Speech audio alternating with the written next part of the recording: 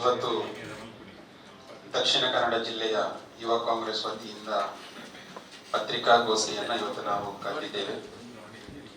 ಇವತ್ತಿನ ಈ ಒಂದು ಪತ್ರಿಕಾಗೋಷ್ಠಿಯಲ್ಲಿ ನಮ್ಮೊಂದಿಗಿರುವಂತಹ ಯುವ ಕಾಂಗ್ರೆಸ್ನ ಮಂಗಳೂರು ದಕ್ಷಿಣ ವಿಧಾನಸಭಾ ಕ್ಷೇತ್ರದ ಅಧ್ಯಕ್ಷರು ಆಸಿಫ್ ರವರಿದ್ದಾರೆ.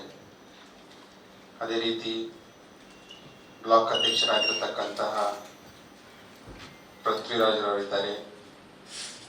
ಅದೇ ರೀತಿ ಸಾಮಾಜಿಕ ಜಾಲತಾಣದ ಮುಖ್ಯಸ್ಥರಾಗಿರ್ತಕ್ಕಂಥ ರಿತೇಶ್ ರವರಿದ್ದಾರೆ. ಜಿಲ್ಲಾ ಪ್ರಧಾನ ಕಾರ್ಯದರ್ಶಿಗಳಾಗಿರ್ತಕ್ಕಂಥ ಸಮರ್ಥ್ ಭಟ್ ರವರಿದ್ದಾರೆ. ಹಾಗೆ ರೀತಿ ತೌಸಿಫ್ ರವರು ನಮ್ಮೊಟ್ಟಿಗಿದ್ದಾರೆ.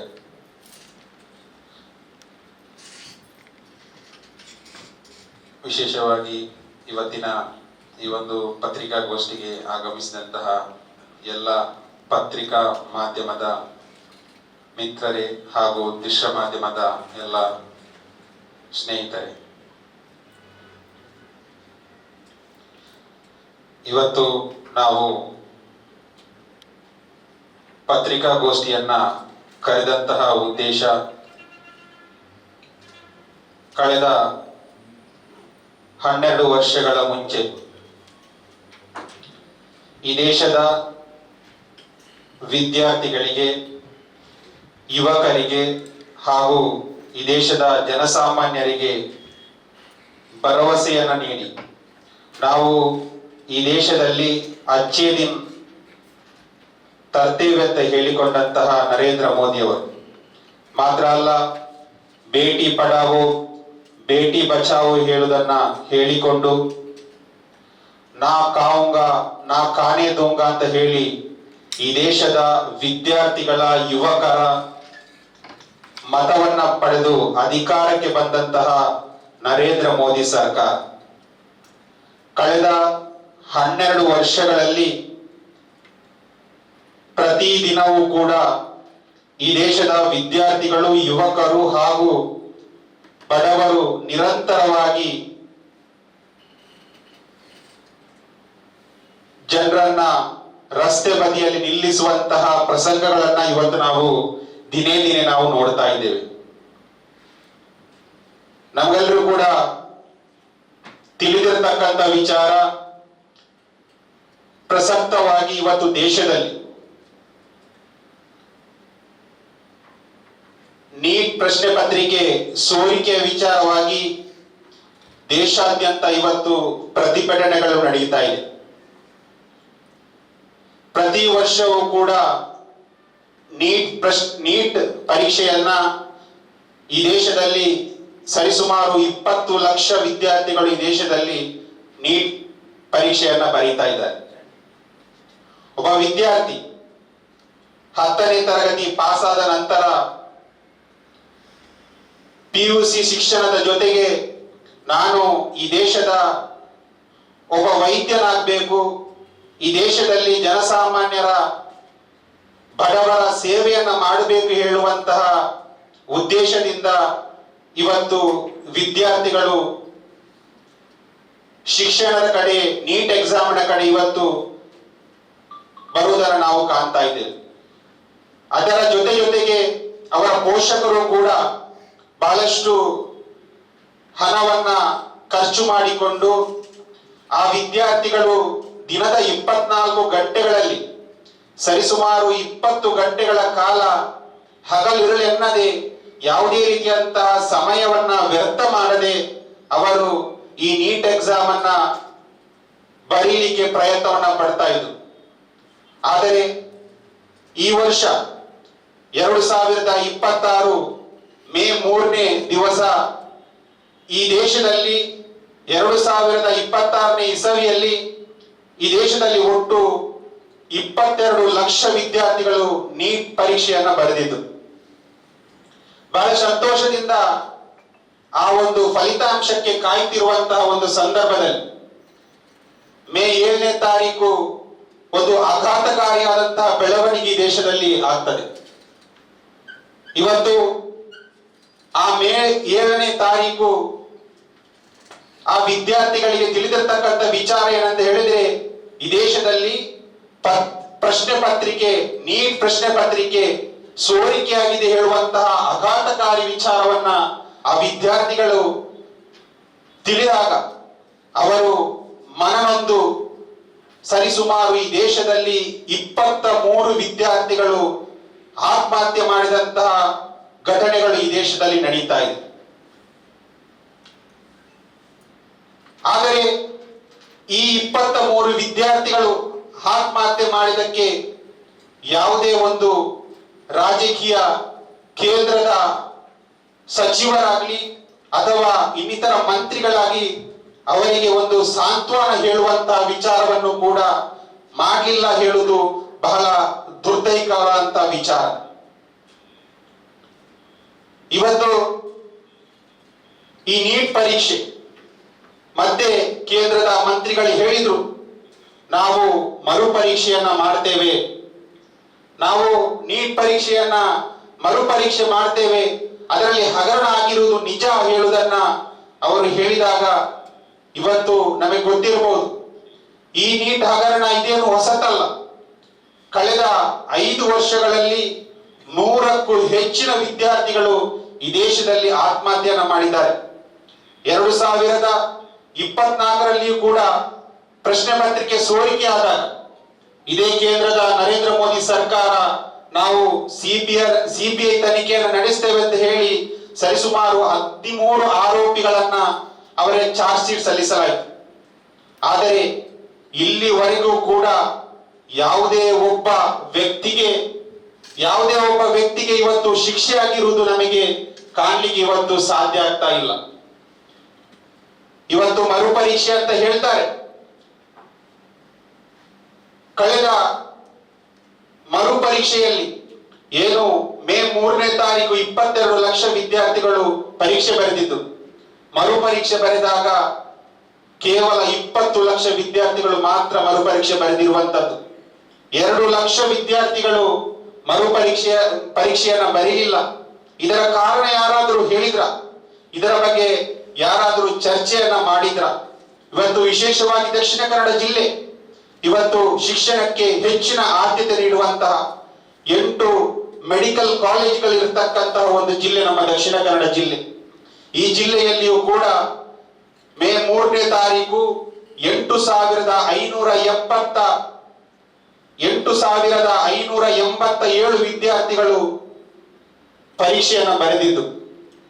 ಆದರೆ ಮರುಪರೀಕ್ಷೆ ಬರೆದಂತಹ ವಿದ್ಯಾರ್ಥಿಗಳು ಎಷ್ಟಂತ ಕೇಳಿದ್ರೆ 4,343. ಇಲ್ಲಿ 4,000 ವಿದ್ಯಾರ್ಥಿಗಳು ದಕ್ಷಿಣ ಕನ್ನಡ ಜಿಲ್ಲೆಯಲ್ಲೇ ಇವತ್ತು ನೀಟ್ ಎಕ್ಸಾಮ್ ಅನ್ನ ಬರೀಲಿಲ್ಲ ಹೇಳುವುದು ಬಹಳ ಆಘಾತಕಾರಿಯಾದಂತಹ ವಿಚಾರ. ಇವತ್ತು ಈ ಒಂದು ವಿಚಾರಧಾರೆ ಬಗ್ಗೆ ನಮ್ಮ ವಿದ್ಯಾರ್ಥಿಗಳು ಜಂತರ್ ಮಂತರ್ ನಲ್ಲಿ ಕಳೆದ 1 ತಿಂಗಳಿಂದ ಆ ವಿದ್ಯಾರ್ಥಿಗಳಿಗೆ ಬೇಡಿಕೆಯನ್ನ ಈಡೇರಿಸಬೇಕು ಹೇಳುವಂತ ನಿಟ್ಟಿನಿಂದ ಅವರು ಪ್ರತಿಭಟನೆಯನ್ನ ಮಾಡಿದ್ರು, ಶಾಂತಿಯುತವಾದಂತ ಪ್ರತಿಭಟನೆಯನ್ನ ಮಾಡಿದ್ರು. ಆದರೆ ಆ 1 ತಿಂಗಳ ಕಾಲದಲ್ಲಿ ಯಾವುದೇ ಒಬ್ಬ ರಾಜಕಾರಣಿ, ಯಾವುದೇ ಒಬ್ಬ ಮಂತ್ರಿ ಕೂಡ ಅವರ ಆ ಬೇಡಿಕೆಯನ್ನ ಈಡೇರಿಸಲಿಕ್ಕೆ ಅವರ ಹತ್ರ ಹೋಗಿ ಮಾತನಾಡಲಿಕ್ಕೂ ಕೂಡ ಇವರಿಗೆ ಸಮಯ ಸಿಗದಂತ ಪರಿಸ್ಥಿತಿ ಇವತ್ತು ಈ ದೇಶದಲ್ಲಿ ನಿರ್ಮಾಣ ಆಗಿದೆ ಹೇಳಲಿಕ್ಕೆ ನಾನು ಇಚ್ಛೆ ಪಡ್ತಾ ಇದ್ದೇನೆ. ಇವತ್ತು ಈ ಒಂದು ನೀಟ್ ಪರೀಕ್ಷೆ ಸರಿಸುಮಾರು 28 ಲಕ್ಷಕ್ಕಿಂತ 30 ಲಕ್ಷ ರೂಪಾಯಿಗೆ ಇವತ್ತು ಮಾರಾಟ ಆಗಿದೆ ಹೇಳುವಂತ ವಿಚಾರಗಳು ಇವತ್ತು ಪತ್ರಿಕೆಗಳಲ್ಲಿ ದೃಶ್ಯ ಮಾಧ್ಯಮದಲ್ಲಿ ನಾವು ನೋಡಿದ್ದೇವೆ.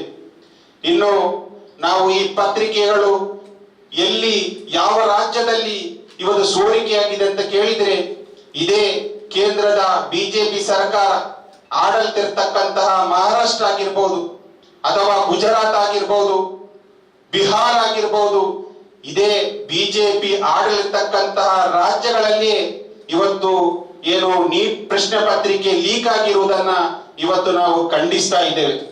ಇದರಲ್ಲಿ ಒಬ್ಬ ಜೈಪುರದ ಒಬ್ಬ ವ್ಯಕ್ತಿ ಅವರನ್ನು ಅರೆಸ್ಟ್ ಮಾಡಿದಾಗ ಅವನು ಹೇಳ್ತಾನೆ, ಇದು ನಾವು ಸಣ್ಣ ಮೀನುಗಳು, ಇನ್ನು ದೊಡ್ಡ ದೊಡ್ಡ ಮೀನುಗಳು ನಿಮಗೆ ಹಿಡಿಯಲಿಕ್ಕೆ ಸಾಧ್ಯ ಇದೆಯಾ? ಇದರಲ್ಲಿ ಬಹಳಷ್ಟು ದೊಡ್ಡ ದೊಡ್ಡ ವ್ಯಕ್ತಿಗಳಿದ್ದಾರೆ ಅಂತ ಹೇಳಿದಾಗ ಇವತ್ತು ನಮಗೆ ಸಂಶಯ ಆಗ್ತಾ ಇದೆ. ಆ ದೊಡ್ಡ ದೊಡ್ಡ ವ್ಯಕ್ತಿಗಳು ಯಾರು? ಇಲ್ಲಿ ಆ ರಾಜಕೀಯ ಶಕ್ತಿಗಳು ಯಾವುದು ಈ ಅಡಗಿದೆ ಹೇಳುವುದನ್ನ ಇವತ್ತು ಈ ದೇಶದ ಮುಂದೆ ಶಿಕ್ಷಣ ಸಚಿವರಾಗಿರ್ತಕ್ಕಂಥ ಧರ್ಮೇಂದ್ರ ಪ್ರಧಾನ್ ರವರು ಪ್ರಸ್ತಾವವನ್ನ ಮಾಡಬೇಕಾಗಿದೆ. ಈ ನೀಟ್ ವಿಚಾರವಾಗಿ ನಾನು ಈಗಾಗಲೇ ಹೇಳಿದಾಗೆ ವಿದ್ಯಾರ್ಥಿಗಳು ಶಾಂತಿಯುತವಾದಂತಹ ಪ್ರತಿಭಟನೆಯನ್ನ ಮಾಡಿದ್ರು. ಆ ಶಾಂತಿಯುತ ಪ್ರತಿಭಟನೆಗೆ ಕಿವಿಗೊಡದಂತಹ ಸರ್ಕಾರ ಇವತ್ತು ಅವರ ಮೇಲೆ ಕ್ರೂರವಾಗಿ ದೌರ್ಜನ್ಯವಾಗಿ ಅವರಿಗೆ ಲಾಠಿ ಏಟನ್ನ ನೀಡಿದ್ರು. ಕೇವಲ ಲಾಠಿ ಏಟನ್ನ ನೀಡಿದಲ್ಲ, ಆ ಲಾಠಿಗೆ ಸ್ಕ್ರೂವನ್ನ ಹಾಕಿ ಮೊಳೆಯನ್ನ ಹಾಕಿ ಹೊಡೆಯುವಂತಹ ದೃಶ್ಯಗಳು ಇವತ್ತು ನಾವು ಸಾಮಾಜಿಕ ಜಾಲತಾಣದಲ್ಲಿ ನಾವು ನೋಡಿದ್ದೇವೆ. ಮಾತ್ರ ಅಲ್ಲ, ಆ ಪ್ರತಿಭಟನೆಗೆ ಬರುವಂತಹ ದೆಹಲಿಯ ಪ್ರಮುಖ 4 ಮೆಟ್ರೋ ಸ್ಟೇಷನ್ ಬಂದ್ ಮಾಡಲಾಯಿತು. ಅಲ್ಲಿರ್ತಕ್ಕಂತಹ ಇಂಟರ್ನೆಟ್ ಗಳನ್ನ ಬಂದ್ ಮಾಡಲಾಯಿತು. ಅಲ್ಲಿರ್ತಕ್ಕಂತಹ ಏನು ಬ್ಯಾರಿಕೇಡರ್ಗೆ ಕರೆಂಟ್ ಶಾಕ್ ಅನ್ನ ನೀಡಲಾಯಿತು. ಎಲ್ಲಿವರೆಗೆ ಅಂತ ಹೇಳಿದ್ರೆ ಪೇಪರ್ ಗನ್ನು ಕೂಡ ಬಳಸಲಾಯಿತು ಹೇಳುವುದನ್ನ ಇವತ್ತು ನಮ್ಮ ನಾಯಕರಾಗಿರ್ತಕ್ಕಂತಹ ರಾಹುಲ್ ಗಾಂಧಿ ಅವರು ಕೂಡ ಆ ವ್ಯಕ್ತಿಯನ್ನ ನಿಲ್ಲಿಸಿ ಆ ಪತ್ರಿಕಾಗೋಷ್ಠಿಯನ್ನ ಮಾಡಿದನ್ನ ನಾವು ಕಾಣಲಿಕ್ಕೆ ಸಾಧ್ಯ ಆಗ್ತಾ ಇದೆ. ಏನು ಈ ಪೇಪರ್ ಗನ್ ಅಂತ ಹೇಳಿದ್ರೆ, ನಮ್ಮ ರಾಷ್ಟ್ರದ ಗಡಿಭಾಗದಲ್ಲಿ ಇತರ ನಮ್ಮ ವಿರೋಧಿ ರಾಷ್ಟ್ರಗಳು ಏನಿದೆ, ಆ ಯುದ್ಧದ ಸಂದರ್ಭದಲ್ಲಿ ಇನ್ನಿತರ ರಾಷ್ಟ್ರಗಳಿಗೆ ಆ ವಿರೋಧಿಗಳಿಗೆ ಬಿಡುವಂತಹ ಪೇಪರ್ ಗನ್ ಅದು ಗಾಜಿನ ಹುಡಿಯಿಂದ ನಿರ್ಮಿಸಲಾಗಿದೆ. ಆ ಗಾಜಿನ ಹುಡಿಯನ್ನ ಆ ಮೈ ಮೇಲೆ ನಮ್ಮ ವಿದ್ಯಾರ್ಥಿಗಳಿಗೆ ಹಾರಿಸುವಂತ ಪ್ರಸಂಗವು ಕೂಡ ಅಲ್ಲಿ ನಡೆದಿದ್ದಾದ್ರೆ ಮಾತ್ರ ಅಲ್ಲ, ಅದೆಷ್ಟೋ ಲಾರಿಗಳಲ್ಲಿ ಕಲ್ಲುಗಳ ಆ ಒಂದು ರಾಶಿಗಳನ್ನ ಇವತ್ತು ಪೊಲೀಸರು ನಮ್ಮ ವಿದ್ಯಾರ್ಥಿಗಳ ಮೇಲೆ ಬಿಸಾಡುವುದನ್ನು ಕೂಡ ನಾವು ಸಾಮಾಜಿಕ ಜಾಲತಾಣದ ಮುಖಾಂತರ ನಾವು ಕಂಡಿದ್ದೇವೆ. ಆದ್ದರಿಂದ ಇವತ್ತು ನಾವು ಆಗ್ರಹಿಸುವಂತದ್ದು, ಇವತ್ತು ನೊಂದ ವಿದ್ಯಾರ್ಥಿಗಳು ಯಾರಿದ್ದಾರೆ, ಇದರಿಂದ ಬಹಳಷ್ಟು ವಿದ್ಯಾರ್ಥಿಗಳು ಈಗಲೂ ಕೂಡ ಆಸ್ಪತ್ರೆಗಳಲ್ಲಿದ್ದಾರೆ. ಸರಿಯಾಗಿ ಮಾತನಾಡುವಂತ ಪರಿಸ್ಥಿತಿಯಲ್ಲಿಲ್ಲ. ಅವರನ್ನ ಕೇಳುವಂತಹ ಒಂದು ವ್ಯವಸ್ಥೆಯೂ ಕೂಡ ಇಲ್ಲಿನ ಶಿಕ್ಷಣ ಸಚಿವರಾಗ್ಲಿ, ಇಲ್ಲಿನ ಮಂತ್ರಿಗಳಾಗ್ಲಿ ಇವತ್ತು ಕೇಳದಂತ ಪರಿಸ್ಥಿತಿ ಇವತ್ತು ನಿರ್ಮಾಣ ಆಗಿದೆ ಅಂತ ಹೇಳಿಕ್ಕೆ ನಾನು ಇಚ್ಛೆ ಪಡ್ತಾ ಇದ್ದೇನೆ. ಆದ್ದರಿಂದ ನಾವು ಇದೇ ಬರುವ ಸೋಮವಾರದಂದು ನಮ್ಮ ಮಹಾನಗರ ಪಾಲಿಕೆಯಿಂದ ಪಾಸ್ಪೋರ್ಟ್ ಕಚೇರಿಯವರೆಗೆ ಮಂಗಳೂರು ಯೂತ್ ಚಲೋ ಹೇಳುವಂತಹ ಒಂದು ಬೃಹತ್ ಆದಂತಹ ಪ್ರತಿಭಟನೆಯನ್ನು ಕೂಡ ನಾವು ಹಮ್ಮಿಕೊಂಡಿದ್ದೇವೆ. ಈ ಒಂದು ಪ್ರತಿಭಟನೆಯಲ್ಲಿ ನಮ್ಮ ಹಕ್ಕೊತ್ತಾಯ ಏನಂತ ಹೇಳಿದ್ರೆ, ಆ ವಿದ್ಯಾರ್ಥಿಗಳಿಗೆ ಸೂಕ್ತವಾದಂತಹ ಪರಿಹಾರವನ್ನು ನೀಡಬೇಕು. ಮಾತ್ರ ಅಲ್ಲ, ಕೇಂದ್ರ ಸಚಿವರಾಗಿರ್ತಕ್ಕಂತಹ ಧರ್ಮೇಂದ್ರ ಪ್ರಧಾನ್ ಅವರು ತಕ್ಷಣವೇ ರಾಜೀನಾಮೆಯನ್ನು ನೀಡಬೇಕು ಹೇಳುವಂತಹ ಆಗ್ರಹವನ್ನು ಕೂಡ ನಾವು ಆ ಪ್ರತಿಭಟನೆ ಮುಖಾಂತರ ಒತ್ತಾಯಿಸಲಿಕ್ಕಿದ್ದೇವೆ. ಆದ್ದರಿಂದ ಜಿಲ್ಲೆಯ ಎಲ್ಲ ಯುವಕರಿಗೆ ನಾವು ಕರೆಗೊಳ್ಳುವಂತದ್ದು, ಈ ಜಿಲ್ಲೆಯ ಪ್ರಜ್ಞಾವಂತ ಯುವಕರಿಗೆ, ವಿದ್ಯಾರ್ಥಿಗಳಿಗೆ ನಾವು ಈ ಪತ್ರಿಕಾಗೋಷ್ಠಿಯ ಮುಖಾಂತರ ಹೇಳುವಂತದ್ದು, ನಾಳಿದ್ದು ಸೋಮವಾರದ ನಡೆಯುವಂತಹ ಒಂದು ಪ್ರತಿಭಟನೆಗೆ ಹೆಚ್ಚಿನ ಸಂಖ್ಯೆಯಲ್ಲಿ ನೀವೆಲ್ಲರೂ ಕೂಡ ಭಾಗವಹಿಸಬೇಕು. ಆ ನೊಂದ ವಿದ್ಯಾರ್ಥಿಗಳ ಪರ ನಾವಿದ್ದೇವೆ ಹೇಳುವಂತಹ ವಿಚಾರವನ್ನ ಈ ಜಿಲ್ಲಾದ್ಯಂತ, ರಾಜ್ಯಾದ್ಯಂತ, ರಾಷ್ಟ್ರಾದ್ಯಂತ ನಾವು ತಲುಪಿಸಬೇಕು ಹೇಳುವಂತ ವಿಚಾರವನ್ನ ಈ ಸಂದರ್ಭದಲ್ಲಿ ನಾನು ಹೇಳಿಕೆ ಬಯಸ್ತಿರುವಂತದ್ದು. ಇವತ್ತು ನಿನ್ನೆ ನಾವು ದಕ್ಷಿಣ ಕನ್ನಡ ಜಿಲ್ಲೆಯಲ್ಲಿ ನೋಡಿದ್ದೇವೆ. ಇವತ್ತು ಮಂಗಳೂರಿನ ಪುರಭವನದಲ್ಲಿ ಸರಿಸುಮಾರು 10,000ಕ್ಕಿಂತ ಹೆಚ್ಚಿನ ವಿದ್ಯಾರ್ಥಿಗಳು ಆ ಒಂದು ಅವರ ಆಕ್ರೋಶವನ್ನ ಇವತ್ತು ವ್ಯಕ್ತಪಡಿಸಿದನ್ನು ನಾವು ಕಾಣ್ತಾ ಇದ್ದೇವೆ. ಇವತ್ತು ಯಾವುದೇ ರೀತಿಯಾದಂತಹ ರಾಜಕೀಯ ಶಕ್ತಿ ಇಲ್ಲದೆ ಸ್ವಯಂ ಪ್ರೇರಿತವಾಗಿ ತಮ್ಮ ಆ ಒಂದು ನೋವುಗಳನ್ನ ವ್ಯಕ್ತಪಡಿಸಿದಂತಹ ಒಂದು ವಿಚಾರವನ್ನು ಕೂಡ ನಿನ್ನೆ ನಾವು ನಮ್ಮ ಜಿಲ್ಲೆಯಲ್ಲಿ ಇವತ್ತು ನಾವು ಕಾಣಲಿಕ್ಕೆ ಸಾಧ್ಯ ಆಗ್ತಾ ಇದೆ. ಆದ್ದರಿಂದ ನಾವು ಮತ್ತೊಮ್ಮೆ ನಮ್ಮ ಎಲ್ಲ ಜಿಲ್ಲೆಯ ಪ್ರಜ್ಞಾವಂತ ಯುವಕರಲ್ಲಿ, ವಿದ್ಯಾರ್ಥಿಗಳಲ್ಲಿ ವಿನಂತಿ ಮಾಡುವುದು, ನಾಳೆ ನಡೆಯುವಂತಹ ಆ ಒಂದು ಪ್ರತಿಭಟನೆಗೆ ನೀವೆಲ್ಲರೂ ಕೂಡ ಹೆಚ್ಚಿನ ಸಂಖ್ಯೆಯಲ್ಲಿ ಭಾಗವಹಿಸಬೇಕು ಹೇಳುವುದನ್ನ ಈ ಸಂದರ್ಭದಲ್ಲಿ ನಾನು ಹೇಳಲಿಕ್ಕೆ ಬಯಸ್ತಾ ಇದ್ದೇನೆ. ನಾವು ಈಗಾಗಲೇ ಪತ್ರಿಕಾ ಗೋಷ್ಠಿ ಮುಖಾಂತರ ಆಗ್ರಹಿಸಿದ್ದೇವೆ. ಎಷ್ಟು ಜನ ಸೇರ್ಬೋದು ಹೇಳುವುದು ನಮಗೆ ಮುಖ್ಯ ಅಲ್ಲ. ನಮ್ಮ ಅಲ್ಲಿರ್ತಕ್ಕಂಥ ಆಗ್ರಹಗಳೇನಿದೆ ಅಂತ ಹೇಳಿದ್ರೆ ಆ ವಿದ್ಯಾರ್ಥಿಗಳಿಗೆ ಸೂಕ್ತವಾದಂತಹ ಪರಿಹಾರವನ್ನ ನೀಡಬೇಕು. ಅವರ ಮೇಲೆ ಹಾಕಿದಂತಹ ಕೇಸ್ಗಳನ್ನ ಹಿಂಪಡೆಯಬೇಕು. ಮಾತ್ರ ಅಲ್ಲ, ಇದನ್ನ ನೈತಿಕ ಹೊಣೆ ಹೊತ್ತು ಧರ್ಮೇಂದ್ರ ಪ್ರಧಾನ್ ಏನು ಕೇಂದ್ರದ ಶಿಕ್ಷಣ ಸಚಿವರು ರಾಜೀನಾಮೆ ನೀಡಬೇಕು ಹೇಳುವುದು ನಮ್ಮ ಆಗ್ರಹವಾಗಿದೆ. ಈಗಾಗಲೇ ನಮ್ಮ ನಾಯಕರಾಗಿರ್ತಕ್ಕಂಥ ರಾಹುಲ್ ಗಾಂಧಿ ಅವರು ಯಾರು ಪೈಲಟ್ ಗನ್ ಅವನ ಮೇಲೆ ಪೊಲೀಸರು ಹಾಕಿದ್ದಾರೆ. ಇಲ್ಲಿ ನಾವು ಇನ್ನೊಂದು ವಿಚಾರ ಉಲ್ಲೇಖ ಮಾಡಬೇಕಾಗಿದೆ. ಅಲ್ಲಿ ಕೇವಲ ದೆಹಲಿ ಪೊಲೀಸರು ಮಾತ್ರ ಇದ್ದದ್ದಲ್ಲ, ಅಲ್ಲಿ ಬೇರೆ ಸಮವಸ್ತ್ರವನ್ನ ಹಾಕಿಕೊಂಡಂತಹ, ಗಡ್ಡ ಬಿಟ್ಟುಕೊಂಡು ಕೈಯಲ್ಲಿ ಲಾಠಿ ಹಿಡ್ಕೊಂಡು ಅದರಲ್ಲಿ ಮೊಳೆಯನ್ನ ಹಾಕಿಕೊಂಡು ಹೊಡೆಯುವಂತಹ ದೃಶ್ಯಗಳು ಅಲ್ಲಿ ನಮಗೆ ಕಂಡು ಬಂತು. ಇವತ್ತು ನಾವು ಕೇಳ್ತಾ ಇದ್ದೇವೆ, ಪೊಲೀಸ್ ಇಲಾಖೆ ಅಲ್ಲದವರನ್ನ ಅಲ್ಲಿ ಯಾರು ಅವರಿಗೆ ಹೊಡೆಯಲಿಕ್ಕೆ ಅವಕಾಶವನ್ನ ಕೊಟ್ಟಿರುವಂತದ್ದು? ಯಾಕೆ ಪೊಲೀಸರ ಎದುರೇ ಅವರು ಮುಖಕ್ಕೆ ಬಟ್ಟೆ ಕಟ್ಟಿಕೊಂಡು ಹೊಡೆಯುವಾಗ ಅಲ್ಲಿನ ಗೃಹ ಇಲಾಖೆ ಆಗಲಿ ಅಥವಾ ಅಲ್ಲಿನ ಪೊಲೀಸರಾಗ್ಲಿ ಯಾಕೆ ಅವರನ್ನು ಪ್ರಶ್ನಿಸಲಿಕ್ಕೆ ಸಾಧ್ಯ ಆಗಲಿಲ್ಲ? ನಮ್ಮ ವಿದ್ಯಾರ್ಥಿಗಳು ಅವರನ್ನ ಪ್ರಶ್ನಿಸಿದಾಗ ಅವರ ಮೇಲೆ ಕ್ರೂರವಾಗಿ ಯಾಕೆ ಅವರ ಮೇಲೆ ಲಾಠಿ ಪ್ರಹಾರವನ್ನ ಮಾಡಲಾಯಿತು ಹೇಳುವುದನ್ನ ನಾವು ಇವತ್ತು ಪ್ರಶ್ನಿಸ್ತಾ ಇರುವಂತದ್ದು. ನಾವು ನೀಟ್ ಪ್ರಶ್ನೆ ಪತ್ರಿಕೆಯ ಬಗ್ಗೆ ಇದರ ಮುಂಚಿತವಾಗಿ 2 ಪ್ರತಿಭಟನೆಗಳನ್ನ ಮಾಡಿದ್ದೇವೆ. ಮೊದಲನೇದಾಗಿ ನಾವು ಯಾರು ಮೊನ್ನೆ ಕಳೆದ ವಾರ 23 ವಿದ್ಯಾರ್ಥಿಗಳು ಏನು ಆತ್ಮಹತ್ಯೆ ಮಾಡಿದ್ರು ಅವರಿಗೆ ನಾವು ಮೌನ ಪ್ರತಿಭಟನೆಯನ್ನು ಕೂಡ ಕಳೆದ ವಾರ ನಾವು ಮಾಡಿದ್ದೇವೆ. ಅದರ ಮುಂಚೆ ನೀಟ್ ಪ್ರಶ್ನೆ ಪತ್ರಿಕೆಯ ಗಳಲ್ಲಿ ಸೇರಿರುವಂತದ್ದು. ಇವತ್ತು ನಾವು ಎಲ್ಲಿಯೂ ಕೂಡ ಪೋಸ್ಟರ್ ಆಗ್ಲಿ ಬ್ಯಾನರ್ ಆಗ್ಲಿ ನಮಗೆ ಕಾಣಲಿಕ್ಕೆ ಸಾಧ್ಯ ಆಗಲಿಲ್ಲ. ನಮಗೆ ಗೊತ್ತಾದದ್ದೇ ಅಲ್ಲಿ ಸೇರಿರ್ತಕ್ಕಂತಹ ಜನಗಳನ್ನ ನೋಡಿಯೇ, ವಿದ್ಯಾರ್ಥಿಗಳನ್ನ ನೋಡಿಯೇ ನಮಗೆ ಗೊತ್ತಾಗಿರುವಂತದ್ದು ಅಲ್ಲಿ ಅಷ್ಟೊಂದು ಜನ ಸೇರಿ ತಮ್ಮ ಆಕ್ರೋಶವನ್ನ ವ್ಯಕ್ತಪಡಿಸಿದ್ದಾರೆ ಹೇಳುವುದನ್ನ ನಾವು ಕಂಡಿರುವಂತದ್ದು. ನೋಡಿ, ಅದು ವೈಯಕ್ತಿಕವಾಗಿ ಅವರು ಹೋಗಿರಬಹುದು, ಅವರು ಪೋಸ್ಟರ್ ನೋಡಿ ಅಥವಾ ಯಾರ ಹೇಳಿ ಹೋಗಿರ್ಬೋದು. ಮಾತ್ರ ನಮಗೆ ಯಾವುದೇ ರೀತಿಯಂತ ಅದರ ವಿಚಾರ ಗೊತ್ತಿರಲಿಲ್ಲ.